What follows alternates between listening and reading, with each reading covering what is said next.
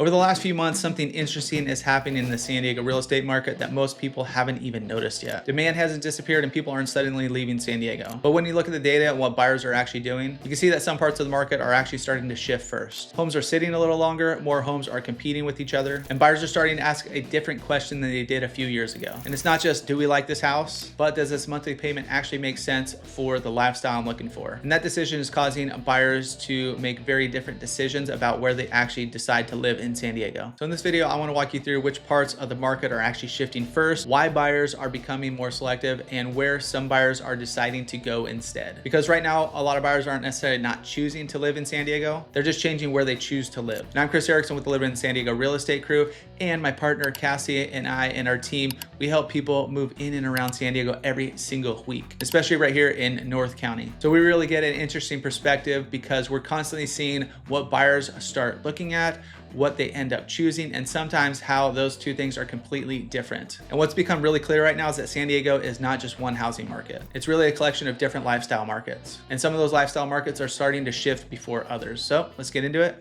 right now. So the condo market is shifting for some areas that are super condo heavy, like downtown San Diego, Mission Valley, certain parts of University City is where we're seeing some of this. And when we're looking at the data across different San Diego zip codes, these types of areas are seeing the biggest shift in inventory year over year. And usually that's one of the first signs that buyers are becoming a little more selective. And the reason's simple, because when you're looking at condos, you're not just looking at the purchase price. There's a lot of other costs involved with owning a condo here in San Diego. You have to look at the entire monthly payment, including HOA dues, which have been going up recently, including insurance, which has going up recently, including property taxes, and sometimes special assessments. And when buyers see multiple similar units in the same building, they're like, okay, I see what I can get here. What can I get with this elsewhere? So when the market slows down a little bit, condos are typically the first to feel it. You'll start seeing listings sitting longer, more price reductions, and buyers negotiating more. And when you're thinking condos, you're thinking downtown high-rise buildings, downtown San Diego, but there's other areas as well. We recently sold a property up in Carlsbad,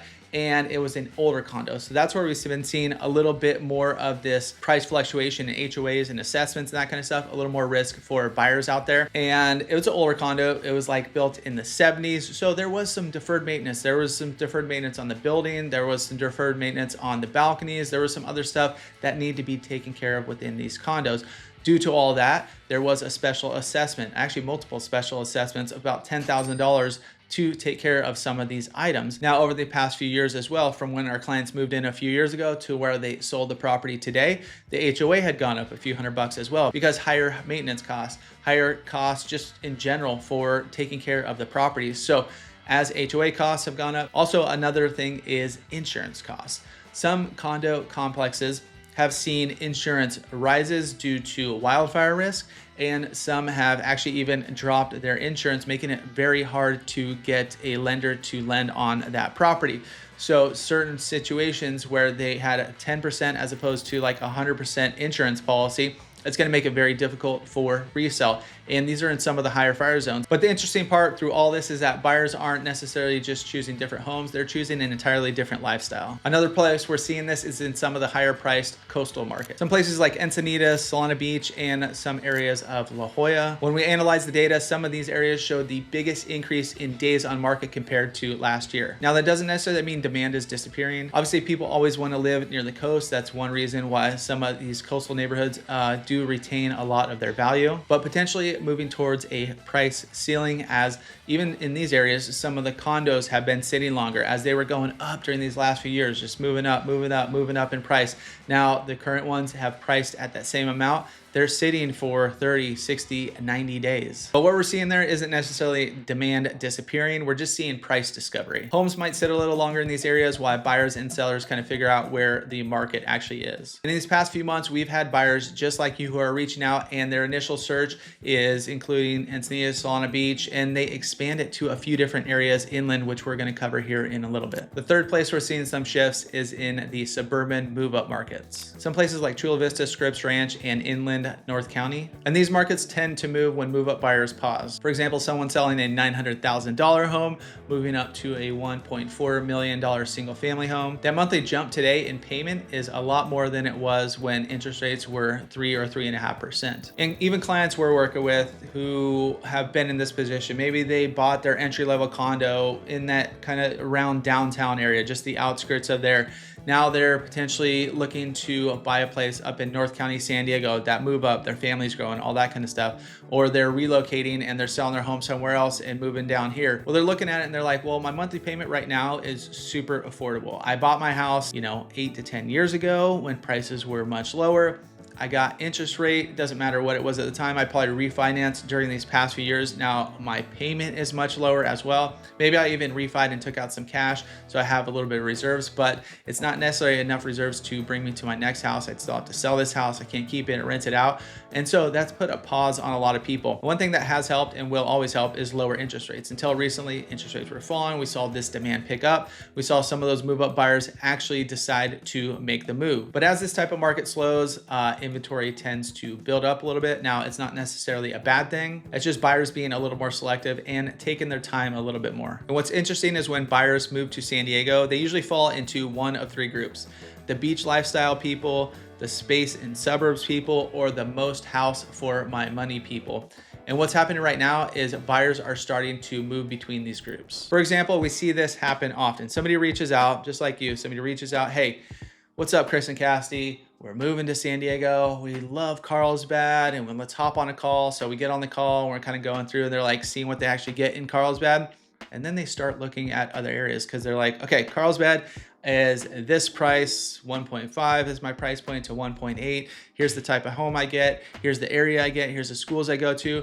But if I go to San Marcos, not only do I get bigger home, I get a little more space, I get different amenities, different schools, all that kind of stuff. We see that happen a lot right here. They realize the monthly payment is going to be a little bit less, plus they're actually getting the home that they're picturing in the head when they're like, I'm moving to San Diego. So we've seen a lot of folks widen their searches. Now they're looking at places like I mentioned, San Marcos, Vista, Rancho Bernardo, Poway. Now they might trade like just being 15 minutes to the beach to having more space, a bigger home, bigger yard, and just still living a lot of that San Diego lifestyle that they get to enjoy. And we also made a video comparing a few different areas between Encinitas and Carlsbad. So even coastal zones, as you move up the coast from south to north, it tends to get a little more affordable. You get a little bit more home.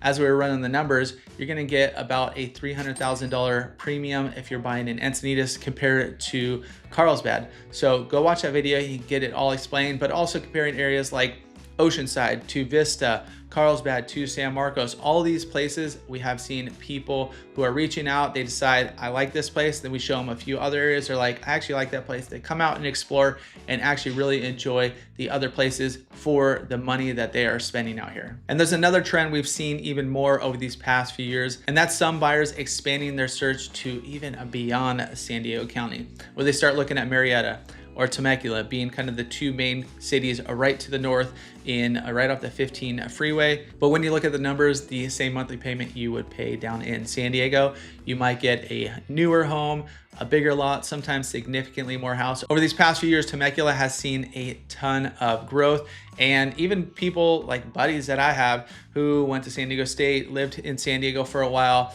lived in PB, lived all around San Diego, decided to, when they bought a home, move up to Temecula because of all of those things. Now, one of the biggest things is going to be a lifestyle change. And we've had people reach out who think about living in Temecula, but they're gonna be working in Sorrento Valley. That's a long trek, I'm telling you, especially during rush hour. I mean, it comes down to your personal decision, what you want, a bigger house, or do you want to be closer to work?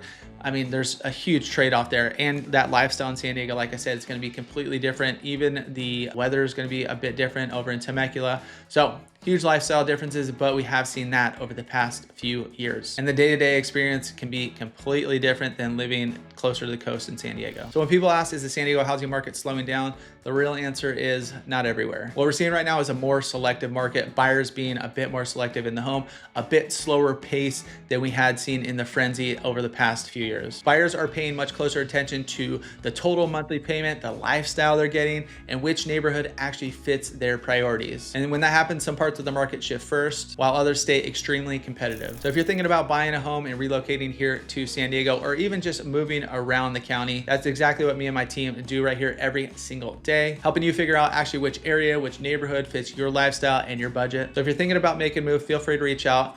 You can hit us up with a call, shoot us a text, or send us an email, whatever is easiest for you, because we got your back when making the move here to San Diego.